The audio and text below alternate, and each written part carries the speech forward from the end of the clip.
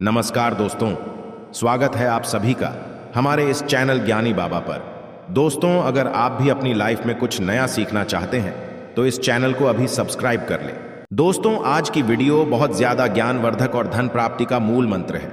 आज की इस वीडियो में हम बात करेंगे आखिर औरत का वह कौन सा अंग बेशर्म होकर दबाने या चूसने से अचानक अपार धन की प्राप्ति होती है। लोग औरत का कौन सा अंग दबा और चूस कर अमीर बन जाते हैं। जो भी मनुष्य औरत का यह अंग दबाता या चूसता है उसके घर में सदा माँ लक्ष्मी का वास रहता है और माँ लक्ष्मी की कृपा सदैव बनी रहती है। तो दोस्तों, आज की इस वीडियो में हम बताएंगे औरत का वह कौन सा अंग जिसे हर पुरुष को दबाना या चूसना चाहिए। हर हर महादेव लिखना ना भूलें। साथ ही इस वीडियो को जो लाइक और सब्सक्राइब करे, लक्ष्मी माँ उसके घर पर सदा कृपा दृष्टि बनाए रखें। दोस्तों, एक बार की बात है, एक गांव में शिव नाम का व्यक्ति रहता था। वह अपनी पत्नी से बहुत ज्यादा परेशान था क्योंकि उसकी पत्नी बात बात पर हमेशा उसे ताना मारा करती थी। तुम्हारे पास है ही क्या, घर में खाने तक को कुछ नहीं है। दोस्तों, उसके घर में बिल्कुल कंगाली छा गई थी। एक भी रुपया नहीं था और उसके घर में खाने के लिए अन्न का एक दाना तक नहीं था। दोस्तों, एक तो घर में खाना नहीं, ऊपर से पत्नी का ताना। वह बहुत परेशान हो गया। उसे समझ नहीं आ रहा था मैं क्या करूं। एक दिन की बात है, शिव अपने घर से एक सुनसान रास्ते पर निकल गया। वह उस सुनसान रास्ते पर चल ही रहा था कि उसे एक साधु तपस्या करते हुए दिखाई दिए। वह उनके पास जाकर बैठ गया। जब साधु ने अपना तप खत्म किया तो शिव उनके सामने रोने लगा। साधु ने शिव से कहा, पुत्र, तुम्हें क्या दिक्कत है? तुम क्यों रो रहे हो? आखिर तुम्हें क्या परेशानी है? तब शिव ने साधु महाराज से कहा, हे महाराज, मेरी एक पत्नी है जो कि मुझे रोजाना ताना मारती है। मैं गरीब हूं तो मैं क्या करूं? कितना भी कुछ कर लूं लेकिन धन कमा ही नहीं पाता हूं। अभी तक एक छोटा सा धंधा था, वह भी पत्नी के क्लेश की वजह से चौपट हो गया। वह दिन रात मुझसे झगड़ा करती है। अब तो मैं दाने दाने के लिए परेशान हो गया हूं। हमारे घर में खाने के लिए कुछ भी नहीं है, इसके अलावा पहनने के लिए वस्त्र भी नहीं है। लेकिन मैं अपनी पत्नी को समझाता हूं कि वह मुझे ताने ना मारे, मुझसे झगड़ ना करे, लेकिन वह बिल्कुल भी नहीं मानती साधु जी। इसी वजह से मैं बहुत ज्यादा परेशान, इसी वजह से मैं घर छोड़कर यहां आया हूं। वह साधु जी कहते हैं, रो मत बेटा, मैं तुम्हें यह काम बताने जा रहा हूं। तुम्हें औरत का सिर्फ यह अंग बेशर्म होकर दबा या चूस लेना है। अचानक तुम्हारे घर में धन की प्राप्ति हो जाएगी। तुम देखते ही देखते अमीर बन जाओगे। साधु जी कहते हैं, जो भी पुरुष औरतों का यह अंग दबाता या चूसता है उसके घर में कभी भी धन की कमी नहीं रहती है और ना ही उसके घर में लड़ाई होती है, या जो भी व्यापार करता है उसमें हमेशा तरक्की होती है। साधु जी ने कहा, अब मैं तुमको औरत का वह अंग बताने जा रहा हूं। इसे ध्यान से सुनना और अपने जीवन में इस पर जोर करना। तब शिव साधु जी महाराज की बातें बहुत गौर से सुनता है और कहता है, जितना जल्दी हो सके मुझे यह बता दो दोस्तों। तभी साधु जी महाराज उस आदमी को एक कहानी सुनाते हैं और बताते हैं, एक नगर में एक किसान रहता था। उसके बहुत सारे खेत थे जिस पर वह दिन रात मेहनत करता था। उसके घर में किसान और उसकी पत्नी रहा करते थे। उस किसान और उसकी पत्नी ने आपस में बहुत ज्यादा प्रेम था। उसके घर में किसी भी प्रकार की लड़ाई झगड़ा या क्लेश नहीं होता था। इसी वजह से उसके घर में सदैव मां लक्ष्मी का वास रहता था और उसके खेतों में इतनी ज्यादा पैदावार होती थी कि वह दिन प्रतिदिन और अमीर होता जा रहा था। उस किसान और उसकी पत्नी ने इतना प्रेम था कि आसपास के लोग उन्हें देखकर जल जाया करते थे। धीरे धीरे उसके पूरे गांव के लोग जान गए, किसान और उसकी पत्नी में बहुत ज्यादा प्रेम है। धीरे धीरे यह बात उस नगर के राजा तक पहुंच गई। दोस्तों, किसान और उसकी पत्नी की बात जब राजा के पास पहुंचती है तो राजा भी उसके प्रेम की काफी ज्यादा तारीफ करते हैं। वह सभी से बताते हैं कि हमारे नगर में एक किसान और उसकी पत्नी रहते हैं जिनमें कभी भी लड़ाई झगड़े नहीं होते हैं। उन दोनों में आपस में इतना प्रेम है कि मैंने ऐसा अपनी जिंदगी में कभी भी नहीं देखा। एक बार की बात है, राजा पूरे नगर में ढिंढोरा पिटवाते हैं कि इस नगर में जितने भी लोग हैं वह सभी अपने घर में घी का दिया जलाएंगे। राजा की पत्नी पूछती है कि आप ऐसा क्यों कर रहे हैं? सबके घर में घी का दिया क्यों जलवा रहे हैं? राजा अपनी पत्नी की बात सुनकर कहते हैं, दीपक प्रेम की निशानी होता है। जिसके घर में घी का दीपक जलता है उसके घर में सदैव प्रेम बना रहता है और मैं चाहता हूं कि जो प्रेम किसान और उसकी पत्नी के घर में है वह हमारे पूरे नगर में रहे, पति और पत्नी के बीच। इसीलिए मैं हर घर में दीपक जलाना चाहता हूं। दोस्तों, राजा के सैनिक जाते हैं और हर जगह नगर में ढूंढ ही पिट देते हैं और कहते हैं, सभी के घर में रात भर घी का दीपक जलाना चाहिए।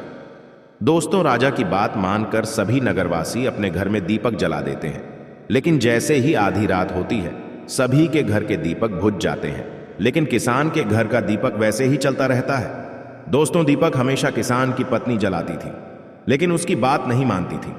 वह हमेशा अपनी मनमानी करती थी। उसका जो भी मन करता था वो वही काम करती थी। लेकिन किसान को इस बात से कोई भी दिक्कत नहीं होती थी, क्योंकि किसान बहुत समझदार था। किसान सोचता था यदि मैं अपनी पत्नी को रोक टोक करूंगा तो घर में बेवजह ही लड़ाई झगड़े होंगे। इसी वजह से कई चीजें किसान अपनी पत्नी की ये बातें अनदेखा करता था। किसान इस वजह से अनदेखा करता था कि उसके घर में प्रेम बना रहे। राजा अपने महल में चढ़कर पूरे नगर का नजारा देख रहे थे। उन्होंने देखा कि सारे नगर में किसी के घर में दीपक नहीं जल रहा है, लेकिन किसान के घर में दीपक जल रहा है। तब राजा अपनी रानी से बोलता है कि देखो, किसान और उसकी पत्नी के घर में दीपक जगमगा रहा है, लेकिन पूरे नगर में कहीं भी दीपक नहीं जल रहा है। इसी से पता लगता है कि किसान और उसकी पत्नी में कितना प्रेम है। तब राजा की पत्नी राजा से बोलती है कि जो किसान और उसकी पत्नी में प्रेम है वह किसान की पत्नी की वजह से है, और इसी वजह से उसके घर में इतना ज्यादा प्रेम है। दोस्तों, जब राजा रानी की बात सुनता है तो कहता है, नहीं, तुम्हारा सोचना गलत है। जो प्रेम किसान के घर में है वह उसकी पत्नी की वजह से नहीं है, बल्कि वह किसान की वजह से है। रानी, यहां पर किसान बहुत ज्यादा समझदार है। आपका सोचना गलत है, और यही वजह है जो कि उनके घर में कभी भी लड़ाई झगड़े नहीं होते हैं। दोस्तों, राजा कहता है किसान समझदार है, और रानी कहती है किसान की पत्नी समझदार है। दोस्तों, इसी तरह कुछ देर चलता रहा। राजा कह रहे थे किसान समझदार है, रानी कह रही थी किसान की पत्नी समझदार है। इसी बात को लेकर राजा और रानी के बीच काफी झगड़ा हो गया। इसके बाद रानी ने राजा की दाढ़ी उखाड़ ली और राजा ने रानी को उठाकर पटक दिया। इसके बाद राजा कहता है, हम लोगों को झगड़ा करने की जरूरत नहीं है, क्यों ना हम किसान और उसकी पत्नी की परीक्षा ले लें। सारा दूध का दूध और पानी का पानी हो जाएगा। लड़ाई करने के बाद इस बात पर राजा और रानी दोनों सहमत हो गए और दोनों की परीक्षा लेने के लिए तैयार हो जाते हैं। तब राजा अपने महल में जाता है और एक पुरुष सैनिक को बुलाता है और पुरुष सैनिक से बोलता है कि तुम किसान के पास जाओ और जो जो प्रश्न मैं तुमसे बोल रहा हूं वह तुम किसान को बोल देना। वह पुरुष सैनिक बोलता है, ठीक है महाराज। वह पुरुष सैनिक राजा की बात सुनकर किसान के पास जाता है। उस समय किसान की पत्नी खेतों में गई थी, लेकिन किसान की कुछ तबीयत ठीक नहीं थी। इस वजह से वह खेतों पर नहीं गया था। इस समय पुरुष सैनिक किसान के घर पहुंच जाता है और किसान से कहता है, मैं राजदरबार से आया हूं, राजा साहब ने मुझे भेजा है।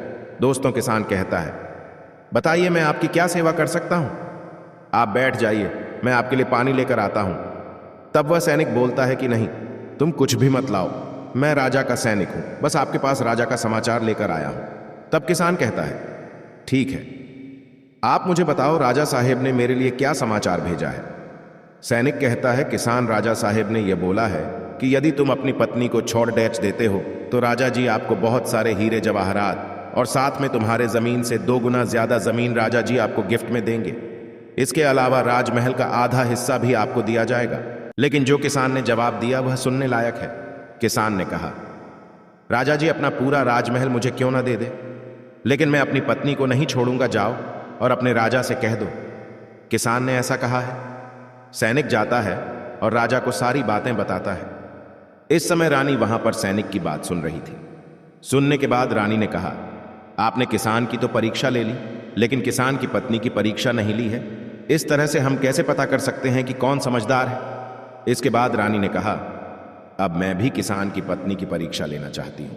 जब दोनों की परीक्षा हो जाएगी तभी पता चलेगा कि कौन समझदार है। फिर रानी ने भी एक सैनिक बुलाया और कहा कि मेरी बात किसान की पत्नी को बोलना और याद रखना। यह बात तभी बताना जब किसान वहां पर ना हो। सैनिक ने पूछा कि रानी क्या बात बतानी है? वह तो बताओ। तो रानी ने सैनिक को सारी बात बता दी। सैनिक किसान के घर जाता है और उसके घर में आवाज लगाता है तो उसके घर से किसान की पत्नी निकल कर आती है और कहती है, बताओ क्या हुआ, क्यों ढिंडोरा पिट रहे हो? तो सैनिक ने कहा कि राजमहल से आया हूं, मुझे रानी ने भेजा है। किसान की पत्नी ने कहा, बताओ किस लिए आए हो? तब सैनिक ने कहा, रानी ने बोला है, यदि तुम अपने पति किसान को मार देती हो तो आपको बहुत सारे हीरे जवाहरात रानी आपको देंगी और साथ में राजमहल का आधा हिस्सा भी आपको मिलेगा। इसके अलावा जितनी भी आपकी जमीन है वह तो आपकी रहेगी ही, लेकिन उसकी 2 गुना जमीन भी रानी आपको देगी। ये बात सुनकर किसान की पत्नी तैयार हो जाती है, कहती है, ठीक है, यदि मुझे इतना कुछ रानी साहिबा देंगी तो मुझे मंजूर है, मैं अपने पति को मार दूंगी। तब सैनिक पूछता है कि रानी को कैसे पता चलेगा कि आपने अपने पति को मार दिया है। तभी किसान की पत्नी बोलती है, मेरे घर में जो दीपक जल रहा है, जब मैं किसान को मार दूंगी तो उसे बुझा दूंगी, तभी आपको पता चल जाएगा कि मैंने किसान को मार दिया है। अब सैनिक किसान की पत्नी की बात सुनकर राजमहल जाता है और रानी को सारी बात बताता है। किसान की पत्नी की बात सुनकर रानी बहुत अचंभित हो जाती है। राजा और रानी को स्त्री जात से नफरत होने लगती है। उसी समय राजा अपने सभी सैनिकों को बुलाता है और कहता है कि मैं चाहता हूं कि मेरे और मेरी पत्नी की वजह से किसान की जान न जाए। तुम लोग ऐसा करो, उस किसान के घर जाओ और सारी बातें बता दो और उस किसान को बचा लो, वरना किसान की पत्नी उसे मार देगी। इधर सैनिक किसान के घर जाते हैं और सोचते हैं कि किसान की पत्नी किसान को रात में मारेगी और दिया बुझाएगी। इससे पहले ही हम किसान के घर में पहुंच जाते हैं और किसान को बचा लेते हैं। दोस्तों, जैसे ही राजा के सैनिक किसान के घर पहुंचते हैं तो देखते हैं कि किसान तो मरा पड़ा हुआ है। तो सैनिक किसान की पत्नी से बोलते हैं कि तुमको तो किसान को रात में मारने के लिए बोला गया था, लेकिन आपने अभी किसान को क्यों मार दिया? तब वह किसान की पत्नी बोलती है कि किसान को तो मुझे मारना ही था, रात में तो मुझे सिर्फ दिया ही बुझाना था, इसलिए किसान को तो मैंने दिन में ही मार दिया है। सभी सैनिक तुरंत ही किसान के घर से दौड़े दौड़े जाते हैं और राजा रानी को सारी बातें बताते हैं। राजा और रानी क्रोध से आग बबूला हो जाते हैं। इसके बाद राजा और रानी किसान की पत्नी को बंदी बनाकर लाने के लिए अपने सैनिक से कहते हैं। सैनिक जाते हैं, किसान की पत्नी को बंदी बनाकर ले आते हैं। राजा किसान की पत्नी से पूछता है, ऐसा तुमने क्यों किया? तुम लालची औरत हो, तुम्हें पैसों से प्यार है। तभी किसान की पत्नी ने जवाब दिया और बताया कि मुझे तो किसान को पहले ही मारना था, वो तो मैं कोई बहाना ढूंढ रही थी, क्योंकि किसान की आदत बहुत खराब थी, वह मेरे साथ बहुत खराब व्यवहार किया करता था। तो राजा ने कहा, ऐसा क्या करता था? किसान की पत्नी ने जवाब दिया, वह मेरे नाक का ऊपरी हिस्सा अपनी उंगली से हमेशा दबाया करते थे। इसके अलावा किसान एक काम और मेरे साथ करता था, वह किसान मेरे कान का पिछला हिस्सा अक्सर अपनी जीभ से स्पर्श किया करता था। राजा ने पूछा, यह बताओ, जब आप लोग गरीब थे तब क्या किसान आपके साथ यह काम करता था? तो किसान की पत्नी बोलती है, नहीं महाराज, तब ऐसा नहीं करता था। तब राजा ने कहा, मैं समझ गया कि किसान ऐसा क्यों करता था। उसी समय साधु जी ने शिव से पूछा, तुम्हें कुछ समझ में आया? औरत का कौन सा अंग दबाने तथा चूसने से लोगों को अचानक धन की प्राप्ति होती है? तो शिव ने कहा है, साधु जी, मुझे अभी समझ में नहीं आया। तभी साधु जी कहते हैं, अगर अभी समझ नहीं आया तो मैं फिर से आपको बताता हूं। किसान अपनी पत्नी के साथ पहला काम करता था, वह है उसके नाक के ऊपरी हिस्से को अपने उंगली से दबाता था। तो जीस भी, मनुष्य के घर में पैसों की किल्लत है, उसे अपनी उंगली से औरत के नाक के ऊपरी हिस्से को जरूर दबाना चाहिए। दोस्तों, औरत के नाक के ऊपरी हिस्से को बहुत शुभ माना जाता है। इसी वजह से जो ये काम करता है वह हमेशा धनवान पुरुष बन जाता है। दूसरा काम है, जो भी पुरुष औरत के कान का पिछला हिस्सा अपने जीभ से स्पर्श करता है उसके किस्मत के द्वार खुल जाते हैं, उसे अचानक धन की प्राप्ति होती है। ऐसा इसलिए होता है क्योंकि औरत के कान के पिछले हिस्से में माता लक्ष्मी का वास होता है।